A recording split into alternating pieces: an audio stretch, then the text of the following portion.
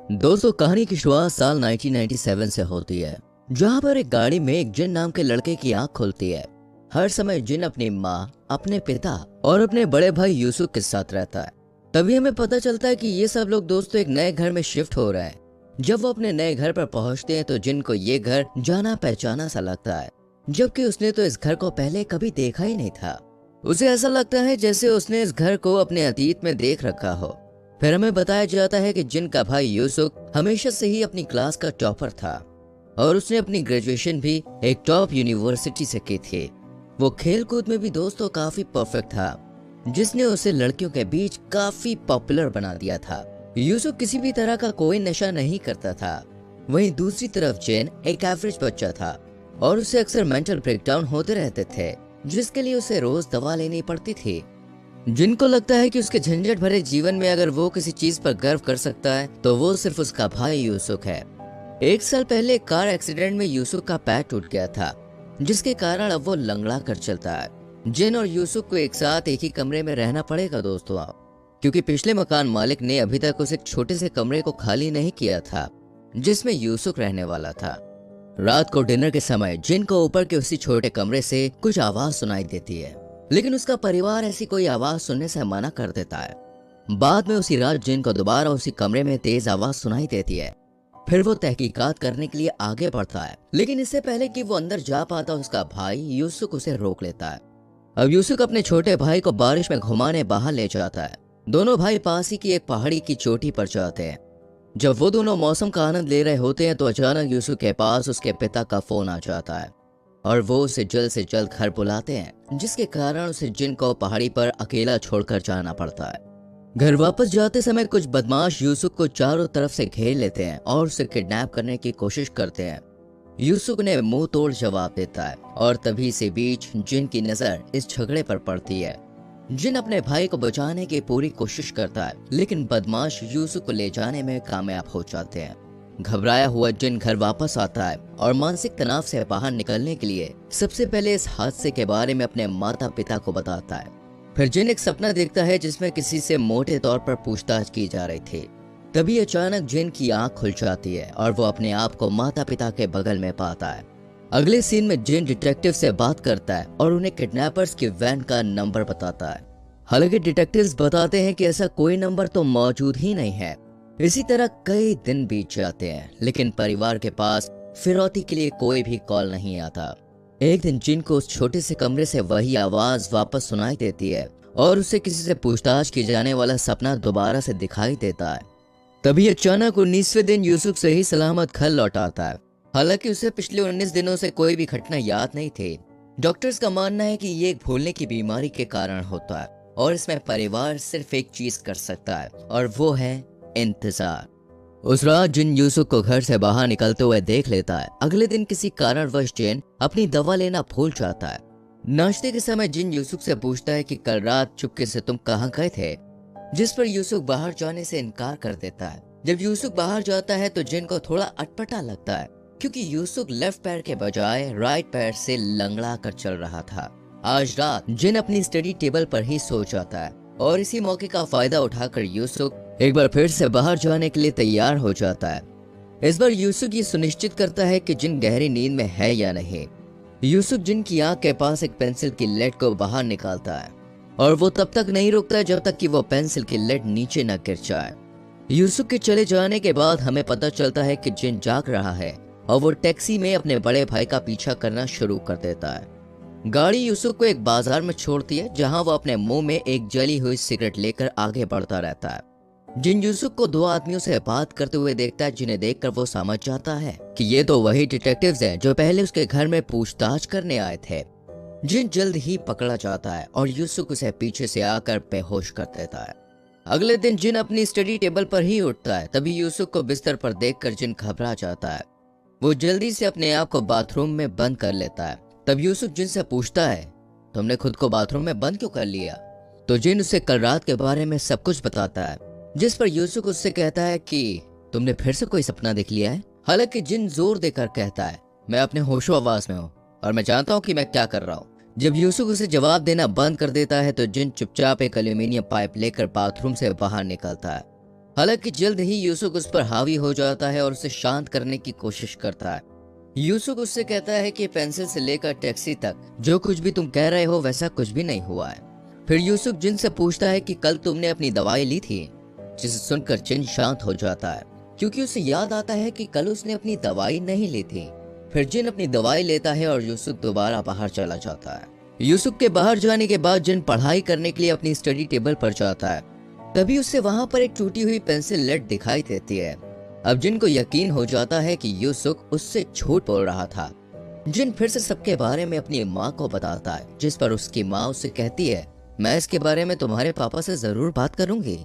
लेकिन जिन कहता है, हमें और सबूत इकट्ठे करने चाहिए। हालांकि बाद में उस रात जिन चुपके से अपनी माँ को यूसुफ से उसके बारे में बात करते हुए सुन लेता है। अब जिन को पता चल जाता है कि ये उसका असली परिवार नहीं है और ये लोग उसका परिवार होने का सिर्फ ढोंग कर रहे हैं। तभी जिन की माँ को बाहर जिन के मौजूद होने का एहसास होता है। फिर वो चेक करने के लिए जिन के कमरे की ओर जाती है, लेकिन जिन किसी तरह सही समय पर अपने बिस्तर पर वापस आने में कामयाब हो जाता है। उसकी मां के जाने के बाद जिन खिड़की से कूदकर घर से बाहर निकल जाता है और इस प्रक्रिया के दौरान उसे चोट भी लग जाती है। तभी बाहर उसकी मुलाकात उसके नकली पिता से होती है और कुछ ही देर में जिन की मां भी बाहर आ जाती है। जब जिन के पिता उसे रोकने की कोशिश करते हैं तो जिन उन्हें धक्का देकर भाग जाता है। जिन की मां जल्दी से गुंडे को उसके पीछे भेजती है, लेकिन जिन किसी न किसी तरह से पुलिस स्टेशन पहुंच ही जाता है और उस गुंडे से पीछा छुड़ाने में वो कामयाब हो जाता है। फिर जिन पुलिस को पूरा माजरा बताता है और वो पुलिस डेटाबेस में उसका नाम खंगालती है। वो बताते हैं कि जिन का जन्म 1977 में हुआ था और वो 41 साल का है। हालांकि जब जिन जोर देकर कहता है कि वो 41 साल का नहीं 21 साल का है, इस पर एक पुलिस अधिकारी उससे पूछता है कि चलो तुम ये बताओ कि ये कौन सा साल है, जिस पर जिन जवाब देता है कि ये 1997 है। लेकिन अधिकारी ये खुलासा करता है कि ये 1997 नहीं 2017 है। जिन ये सुनकर हैरान रह जाता है और चारों तरफ देखता है। तभी उसे कुछ लड़कों के हाथ में मोबाइल फोन दिखाई देता है। साथ ही उसे टीवी पर एक न्यूज दिखाई देती है जिसमें South Korean president Moon Jae In और अमेरिकन प्रेसिडेंट डोनाल्ड ट्रंप एक साथ दिखाई देते हैं। और जिन जब अपने आप को आईने में देखता है तो वो महसूस करता है कि वो तो सच में 41 साल का है। कंफ्यूज जिन अपने नकली परिवार का सामना करने के लिए घर वापस आ जाता है। घर में उसे उसी छोटे कमरे से रेडियो की आवाज आती है, जिसे अब एक क्राइम सीन में बदल दिया गया था। तभी जिन का परिवार उसके सामने आता है और उसका भाई होने का नाटक करने वाला लड़का जिन को बताता है कि जिस कमरे में वो खड़े हैं उस कमरे में 20 साल पहले एक टीनेज लड़की और उसकी मां की हत्या कर दी गई थी। जब पुलिस कई सालों तक हत्यारे को पकड़ने में नाकाम रही तो मामला ठंडा पड़ गया। इसलिए पीड़ितों के परिवार ने हत्यारे को ढूंढने के लिए नकली यूसुफ को काम पर रखा। फिर थोड़ी तहकीकात करने पर उस हत्यारे की पहचान जिन के रूप में हुई। यहाँ से सीन फ्लैशबैक में शिफ्ट होता है, जहाँ हमें दिखाया जाता है कि उस हत्या करने वाली बात को कबूल करने के लिए जिन को किडनैप कर लिया गया था और उसे बुरी तरह से पीटा गया था, लेकिन जिन ने अपनी बेगुनाही बरकरार रखी। साइकेट्रिस्ट पार्क का जिन का फर्जी पिता इन्वेस्टिगेशन टीम को बताता है कि जिन अपनी याददाश्त खो चुका है क्योंकि ये घटना बहुत ही दर्दनाक थी। इन्वेस्टिगेशन टीम साइकेट्रिस्ट पार्क से कहती है कि क्यों ना जिन को हिप्नोटाइज करके वापस 1997 में भेज दिया जाए, क्योंकि उन्हें उम्मीद थी कि अगर जिन उन हत्या की घटनाओं को फिर से देखेगा तो हो सकता है कि उसकी याददाश्त वापस आ जाए और वो उन्हें बता सके कि उस दिन क्या हुआ था। इधर सब कुछ प्लान के मुताबिक ही चल रहा था, लेकिन उस रात जिन ने यूसुफ का अपहरण होते हुए देख लिया था। दरअसल यूसुफ को धोखाधड़ी के केस में गिरफ्तार किया गया था और वो 19 दिनों तक भी इसलिए गायब था क्योंकि उतने समय में वो जेल में था। पर फिर 19 दिन पूरे होने के बाद वो जमानत पर बाहर आ गया। तभी इस बात का खुलासा होता है कि उस छोटे से कमरे से आ रही आवाज किसी और की नहीं बल्कि उन इन्वेस्टिगेटिंग ऑफिसर्स के थे जो वहां पर काम कर रहे थे। अब कहानी वापस प्रेजेंट में आ जाती है। यूसुफ जिन को एक ऐसी जगह ले जा रहा था जहां उसे उन 2 मासूम जानों की मौत की कीमत चुकानी पड़ेगी। जिन अपनी बेगुनाही बरकरार रखता है और वैन से बाहर कूद जाता है। यूसुफ उसका पीछा करता है, लेकिन आखिर में उसकी गाड़ी एक पेड़ से जाकर टकरा जाती है। वहीं दूसरी तरफ जिन को भी एक अजनबी ट्रक टक्कर मार देता है, जिसके कारण उसकी 1997 की याददाश्त वापस आ जाती है। यहाँ से सीन शिफ्ट होता है और हमें 1997 में फिल्म का शुरुआती सीन दिखाया जाता है। उस समय जिन अपने असली माता पिता और अपने बड़े भाई यूसुफ के साथ था। तभी अचानक एक कार एक्सीडेंट में दोस्तों उसके माता पिता की मौत हो जाती है और उसका बड़ा भाई यूसुफ बुरी तरह से घायल हो जाता है। यूसुफ की सर्जरी करवाने के लिए जिन को पैसों की सख्त जरूरत थी, लेकिन 1997 क्राइसिस की वजह से यह बहुत ही कठिन समय था। हताश जिन नौकरी की तलाश में ऑनलाइन जाता है, जहां एक अनजान व्यक्ति उसे मैसेज करता है कि अगर वो किसी की पत्नी को मार देता है तो वो उसे मुंह मांगी रकम देने का वादा करता है। लेकिन जिन को घर में मौजूद बाकी 2 बच्चों को बिल्कुल सुरक्षित छोड़ना होगा। बताए गए घर में पहुंचने के बाद जिन की अंतरात्मा उसे इस काम को अंजाम देने की इजाजत नहीं देती। वो यहाँ से जाने ही वाला था, लेकिन तभी दोनों माँ बेटी जिन को देख लेती है और जोर जोर से चिल्लाने लगती है। जिन घबरा जाता है और हड़बड़ाहट में वो दोनों माँ बेटी को मार देता है। तभी एक छोटा बच्चा बाहर आता है और जिन को देख लेता है, लेकिन जिन उसे वापस अपने कमरे में जाने के लिए कहता है। जैसे ही जिन इस घर से आने लगता है तो उसे पता चलता है कि ये तो उसी डॉक्टर का परिवार है जो उसके भाई यूसुफ का इलाज कर रहा था। अब जिन उस अनजान आदमी से मिलता है जो कि असल में उसके भाई का डॉक्टर था, और अब जिन ये जानने की कोशिश करता है कि ये डॉक्टर अपने ही परिवार को क्यों मरवाना चाहता था। फिर डॉक्टर उसे बताता है कि पैसों की कमी ने उसे बैंक करप्ट कर दिया था और उसने अपने बच्चों को बेघर होने से बचाने के लिए अपनी पत्नी के नाम पर कई सारे इंश्योरेंस पॉलिसी ले रखे थे।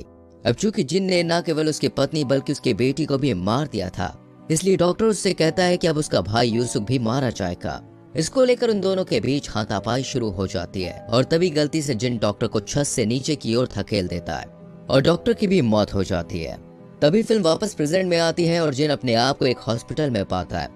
जो लड़का जिन को वैन में कहीं लेकर जा रहा था वो उस दुर्घटना में किसी तरह से बच गया था और वो जिन को जहर देकर मारने की कोशिश करता है। लेकिन तभी जिन उसे कहता है कि मेरी याददाश्त वापस आ चुकी है। तभी वो लड़का खुलासा करता है कि वो वही छोटा बच्चा है जिसे जिन ने 20 साल पहले उसकी माँ और उसकी बहन को मारने के बाद छोड़ दिया था। उसके माता पिता और उसकी बहन के गुजर जाने